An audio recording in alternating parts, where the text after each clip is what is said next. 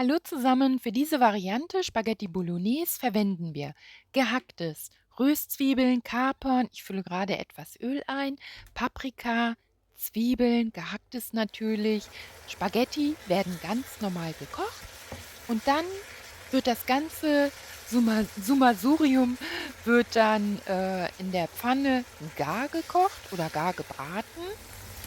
Dann, wird die Tomatensoße eingefüllt. Da könnt ihr eine Tomatensoße nach Belieben natürlich nehmen und schwuppsdiwupps ist diese Variante der Spaghetti Bolognese schon fertig. Und bon Appetit!